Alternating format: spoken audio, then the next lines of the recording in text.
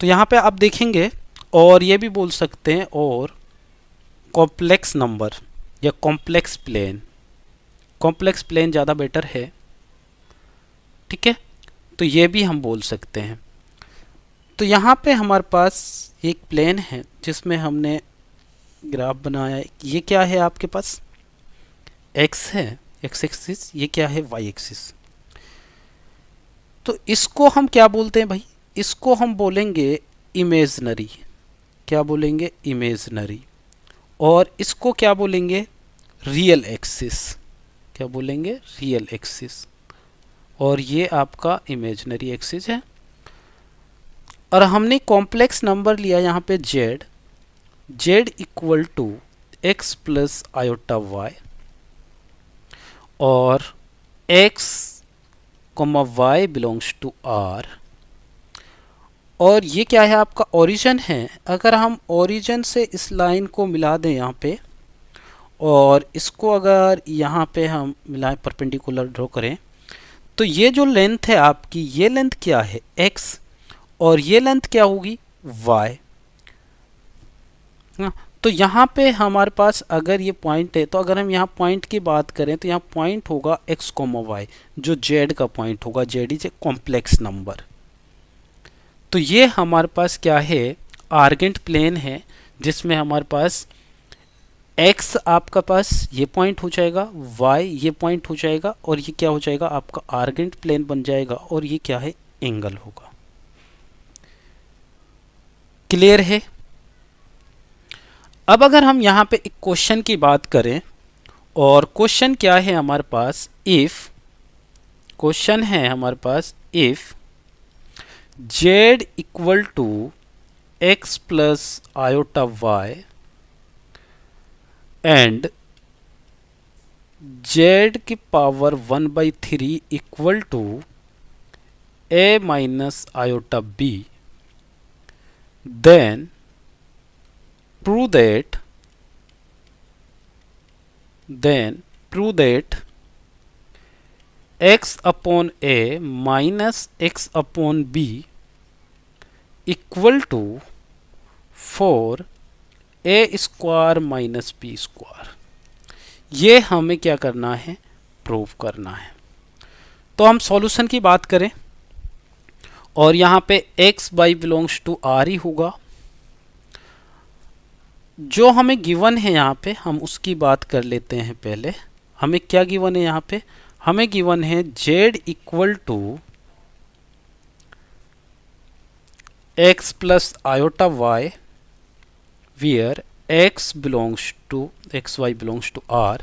Second क्या given है हमें, z की power 1/3 equal to a minus iota b। अब हम इसको सॉल्व करेंगे। अगर मैं यहाँ पे बोथ साइड क्यूबिंग करूँ, है ना, इस इक्वेशन में अगर मैं बोथ साइड क्यूबिंग करूँ, तो मेरी इक्वेशन बनेगी z equal to a minus iota b की पावर 3। ठीक है, अगर हमने इसके बोथ साइड क्या कर दिया, क्यूबिंग कर दिया, है ना, तो भाई यहाँ से तो ये 3 से 3 कैंसिल हो जाएगा, है ना। अब इसको अगर हम ओपन करें, भाई आपको ये पता ये क्या गिवन है, ये हमें गिवन है x प्लस आयोटा y। क्या गिवन है, x प्लस आयोटा y। इसको अगर हम ओपन करेंगे तो ये आएगा हमारे पास a cube minus iota cube b cube minus 3a square into iota b plus 3a iota square b square. ये हमारे पास फॉर्मूला है, कौन सा फॉर्मूला, a माइनस b का होल क्यूब वाला। उसको हमने जस्ट ओपन किया है। जब हमने इसको ओपन किया है तो यहाँ पे हमारे पास जो आयोटा क्यूब है, इसको क्या लिखेंगे, iota cube, sorry a cube. और यहाँ पे जो आयोटा क्यूब है आपके पास, यह भी हम डिस्कस करेंगे, आयोटा के बारे में हम बात करेंगे, जस्ट मैं आपको बता देता हूँ। तो हम यहाँ पे रियल पार्ट और रियल पार्ट को कनेक्ट करेंगे। तो यहाँ पे ये जो रियल पार्ट है आयोटा स्क्वायर, मैंने बताया था स्टार्टिंग में, आयोटा स्क्वायर इक्वल टू होता है -1, है ना। तो यहाँ पे आपके पास हो जाएगा आयोटा स्क्वायर -1, तो यहाँ आएगा -3ab²।